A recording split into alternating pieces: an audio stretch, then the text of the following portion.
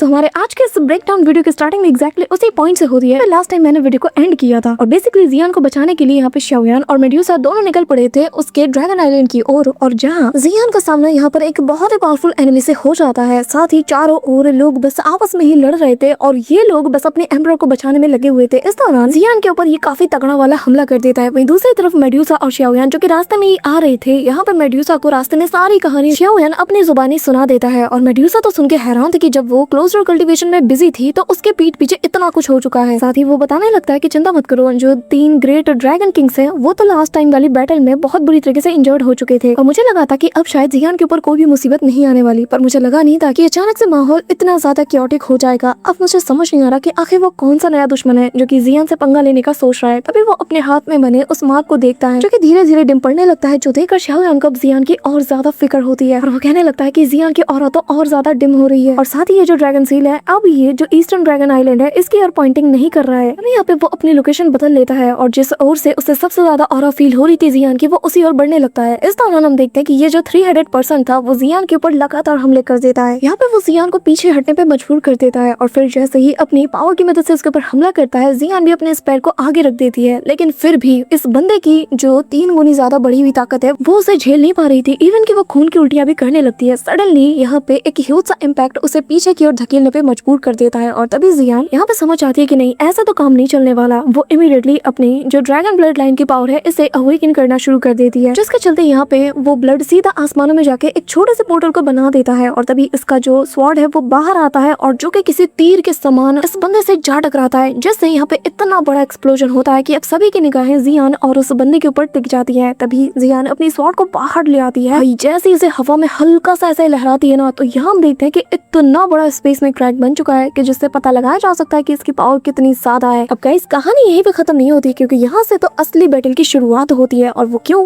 ये तो मैं आगे पता चलेगा। तभी हम देखते हैं कि वो जो बंदा था ना, वो अचानक से मलबे में से बाहर आता है और जियान के हाथों में जैसे ही वो उसकी ड्रैगन स्लेइंग स्वॉर्ड को देखता है ना, तो वो समझ जाता है कि नहीं, अब ये सीरियस हो रही है और मुझे इसके सीरियस होने से पहले ही इस गेम को ओवर करना होगा। लेकिन जियान इसे मौका देना कहाँ चाहती थी, वो तो यहाँ पे अपनी ऑरा को रिवील करती है। साथ ही जो एम्परर का प्रेशर होता है वो इस बंदे के ऊपर डालने लगती है, जिसके चलते ये और इसके जितने भी साथी थे ना, सब घुटने के बल आ चुके थे। यहाँ पे देखने वाली बात ये थी कि गाइस जियान जो अपना खुद का एसेंस है उस तक को कंज्यूम कर रही थी ताकि बस अपनी पावर को बूस्ट कर पाए। और ये देखकर तो वो ओल्ड मैन भी शॉक्ड था और कहने लगता है कि क्या तुम इस हद तक जा रही हो, पर एक बात बताओ, आखिर तुम कब तक इस पावर को मेंटेन कर पाओगी? एक वक्त तो आएगा ना जब ये पूरी तरीके से खत्म हो जाएगा, तब तुम्हारा क्या होगा? तब तुम्हें कौन बचाएगा? लेकिन जियान तो यहाँ पे उसके ऊपर लगातार दनादन स्लैश अटैक कर देती है। अब जो स्टार्टिंग के 2-3 स्लैश अटैक थे उससे ये बंदा जैसे तैसे काउंटर कर लेता है, लेकिन फिर जियान दोनों हाथों से तलवार थामती है और चिल्ला के मारती है। अब ये जो स्लैश अटैक था ये इतना तगड़ा था कि सीधा इस बंदे से जा टकराता है। वो बंदा जो कि यहाँ पे पहले इतना ज्यादा उछल रहा था, जैसे ही ये अटैक इससे टकराता है ना, इसकी अकल ठिकाने लग जाती है। अब ये अपने दोनों हाथों से इस स्लैश अटैक को रोकने में, बस लिटरली गाइस सिर्फ रोकने में लग जाता है। मतलब पहले वो इन्हें डिस्ट्रॉय कर रहा था ऐसे चुटकियों में, लेकिन अब इसे अपना पूरा का पूरा जोर लगाना पड़ रहा है, जिसे तुम समझ सकते हो। यहाँ पे हम देखते हैं कि किसी धारदार आरी की तरह ये जो स्लैश अटैक था ये हर एक चीज को काटते हुए आगे बढ़ रहा था। अब जियान जिसने कि इस हद तक की पावर को यूज कर लिया था, तो धीरे धीरे करके अब वो भी कमजोर पड़ने लगती है। उसकी आंखें भी जवाब दे रही थी, जिसके चलते ये स्लैश अटैक अब धीरे धीरे कमजोर पड़ रहा था। और सडनली ये बंदा जो कि अब तक इसे थोड़ा बहुत होल्ड करने लगा था, अचानक से यहाँ पे एक तेज एक्सप्लोजन होता है और सारी चीजें अपने आप जो भी इसकी चपेट में आती है डिस्ट्रॉय हो जाती है। यहाँ पे तभी हम देखते हैं कि जियान हाफते काफते उसी ओर देख रही थी जहाँ पर स्लैश अटैक किया था, लेकिन वो बंदा तो बिल्कुल सही सलामत था। और उल्टा वो तो यहाँ पे हंसते हुए कहने लगता है कि क्या तुम मुझे मारने के लिए इतना ज्यादा डेस्परेट हो? चलो देखते हैं कि तुम्हारी डेस्परेशन तुम्हें किस हद तक ले जाती है। क्या तुम मुझे मार पाती हो या खुद को बचा पाती हो? तभी यहाँ पे वो हवा में जंप करता है। अब इसकी बॉडी भी यहाँ पे एक्सपैंड करने लगती है, साथ ही इसकी बॉडी काफी टेरिफाइंग ऑरा को भी रिवील कर रही थी। अब यहाँ पे अपने दोनों हाथों को फैलाते हुए ये सारे एल्डर्स को यहाँ पे जो जायंट सा ग्रैंड फॉर्मेशन है इसे प्रोटेक्ट करने का ऑर्डर देता है और कहता है कि जब तक मैं यहाँ बिजी हूँ तुम सभी को जी जान लगा के इस फॉर्मेशन को प्रोटेक्ट करना है। अब यहाँ ये सारे के सारे जो एल्डर्स थे ना, ये आते साथ ही अपनी जो ब्लड पावर है वो सीधा यहाँ पे इस बंदे को ट्रांसफॉर्म करने लगते हैं। सारे लोग इससे कनेक्टेड हो जाते हैं और जिसके चलते ये बंदा और ज्यादा स्ट्रॉन्ग हो चुका था। यहाँ पे वो बंदा चिल्लाते हुए कहता है कि अब अगर तुम मेरे नॉर्दर्न ड्रैगन आइलैंड में आई हो, अब तभी ये बंदा जियान से कहने लगता है कि क्योंकि तुम मेरे नॉर्दर्न ड्रैगन आइलैंड में आई हो तो अब तुम्हें हमेशा हमेशा के लिए यहीं पे रहना होगा, और सिर्फ तुम नहीं, तुम्हारे साथ साथ जितने भी लोग आए हैं सब के सब यहीं पर रह जाएंगे। ये कहते हुए वो ड्रैगन ट्रांसफॉर्मेशन डीमन फॉर्मेशन को एक्टिवेट करता है। यहाँ पे जैसे वो अपने दोनों हाथों को मर्ज करता है, एक टेरिफाइंग सी एनर्जी जो कि इस फॉर्मेशन को कास्ट करने के लिए इसकी बॉडी से निकल रही थी वो सीधा आसमानों से जा टकराती है। एक एक बहुत बड़ा सा आसमान में वॉर्टेक्स टाइप का बनता है और बताया ये जाता है कि ये जो ब्लड वॉर्टेक्स है ना, ये अब तक का सबसे बड़ा मैसिव वॉर्टेक्स है। साथ ही यहाँ पे जियान के पास जो बाकी के एल्डर्स थे वो आ जाते हैं, वो कहने लगते हैं कि ये तो सही नहीं है। और तभी धीरे धीरे करके ये लाल कलर के जो बादल थे जैसे ही हटते हैं ना, तो बीच में ड्रैगन ट्रांसफॉर्मेशन डीमन फॉर्मेशन नजर आता है। और ये देखकर एल्डर बताते हैं कि ये ड्रैगन ट्रांसफॉर्मेशन डीमन फॉर्मेशन असल में एक बहुत ही खतरनाक और फॉरबिडन आर्ट है, वो भी एंशिएंट व्हाइट ड्रैगन ट्राइब का। क्योंकि अगर इसे एक बार एक्टिवेट कर दिया गया तो फिर इसके रेंज में आने वाली हर एक चीज को ये पलक झपकते ही रिफाइन करके